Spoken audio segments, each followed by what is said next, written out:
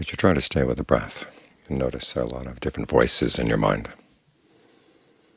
In the beginning, this is a problem, because they're all clamoring for attention. There's no order in the discussion. And a lot of them don't want you to meditate. They have other agendas. And so either they'll just slip off, or else they'll sabotage what you're doing.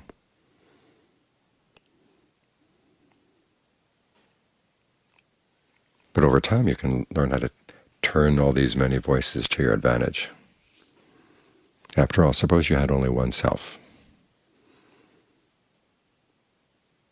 If the self was suffering, if it was corrupt and defiled, there'd be nothing you could do. How could it clean itself up? Everything that it would think of would be corrupted and defiled. Someone else would have to come in and save you. And you wouldn't even know who to trust, because after all, your perceptions would be corrupt, everything would be corrupted. Ultimately, nobody could save you at all.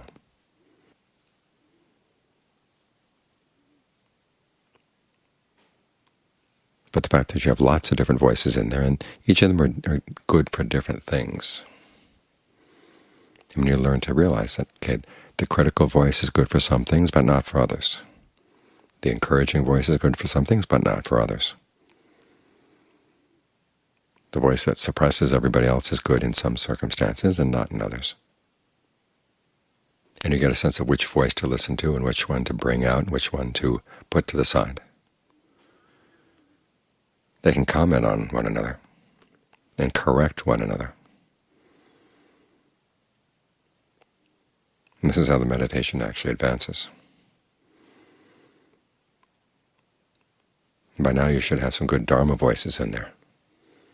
This is what these Dharma talks are for. This is what the chanting is for, why we have chants with translations.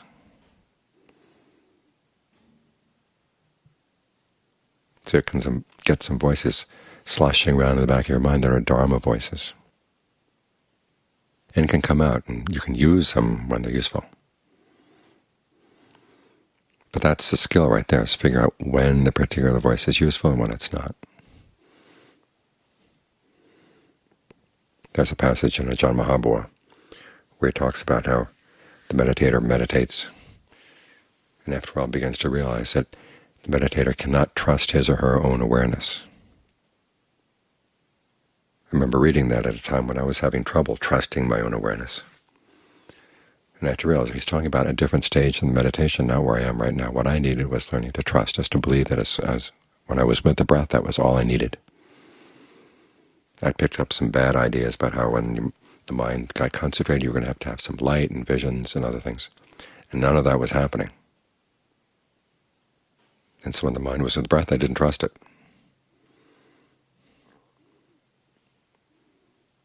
It was until I finally realized that you've got to trust your awareness right now. If you're with the breath, okay, that's good enough. And you hold with that. Good enough. You say, when is it going to get excellent? You say, you don't have to worry about that. Just make sure you maintain this good enough awareness of the present moment and stick with it. Because it's only when you trust it that you stick with it. And it's only when you stick with it that it really does become concentration. So even some of the best voices in the world, like Ajahn Lee and Ajahn Mahabua, you have to know when to use them and when to put them to the side.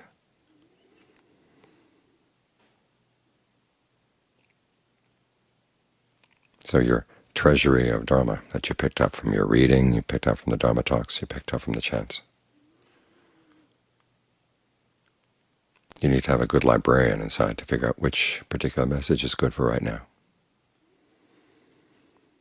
Or to use another image, you have to be a good chairman of the meeting inside. When something comes up, is this something you have to be suspicious of or something you should trust? And of course, a lot of times the only way you're going to learn that lesson is by trial and error, trusting some things for a while and say, oh, that doesn't work. And learning how not to get discouraged when something doesn't work.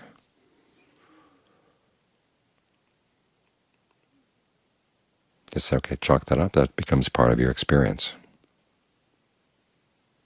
And then after a while you get a better and better sense of the terrain inside, of where you should go and where you shouldn't go. And it's from all these different voices commenting on one another, and you're watching over the discussion and learning which comments you can trust and which comments you've just got to shut up, which comments you can let them chatter on, but don't let yourself be affected by them.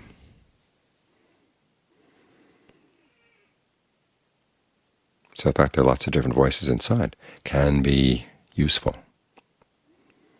because one voice will tell you to do something, another one will say, well, let's check it out.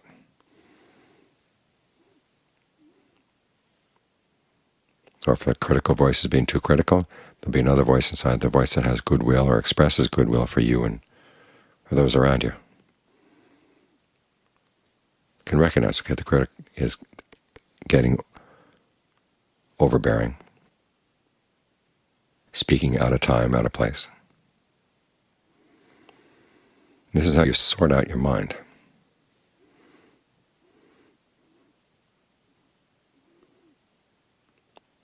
Because there is an aspect of the mind that's just aware. And that's one part of the meditation. But a lot of the meditation has to do with the part that's talking to itself. It's real. You're not talking to just one self. There are lots of selves in there, and they're all helping.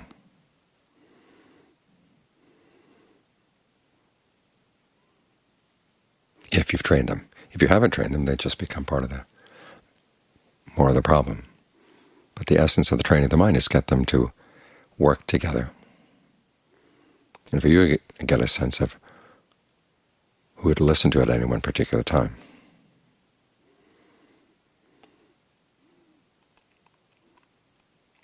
In this way, the I-making and my-making that go into the practice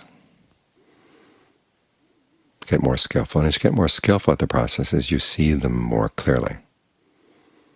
Then you really see, okay, I've invented this I, I've invented this my. And like Post-it notes, you can place your eye on something when it's useful and take it off.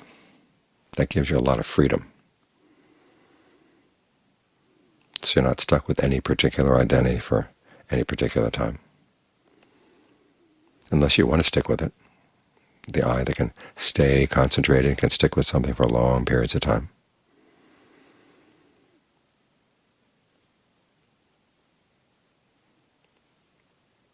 And get the other voices in your committee to stand around and cheer. Keep it going.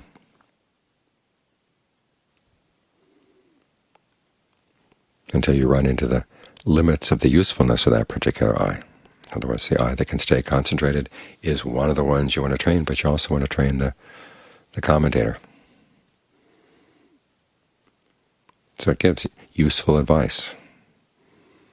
The advice it stays away from is saying that you are hopeless or you're just wonderful. The kind of advice you want is the advice that talks about how something should be done,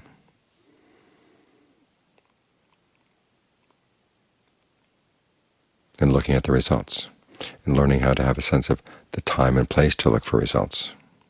Because some of the things you're going to do in meditation will take a while to show their results. It's like different kinds of medicines. Some medicines are like a shot in the arm. You feel it immediately because it goes straight into the bloodstream. Other medicines are like, say, Chinese medicine or Ayurvedic medicine that you boil and drink the concoction for months before you start realizing, oh yes, the body's getting back into balance. So you have to train your commentators as a sense of time and place for when to make comments, when to be dubious, and when to just sit back and watch. Give things a chance to show themselves.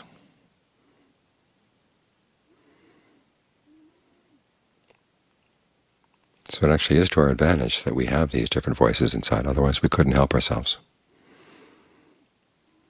But the fact that we do have the different voices, they can comment on one another and train one another, because they can see the other voices in action. It's like the difference between not being able to see yourself at all as opposed to seeing yourself reflected in lots of mirrors.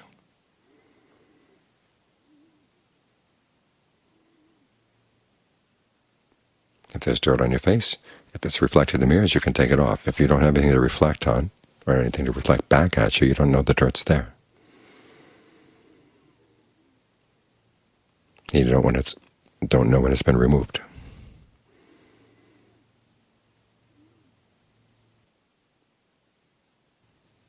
So learn how to take advantage of these voices, because working together they can take you far.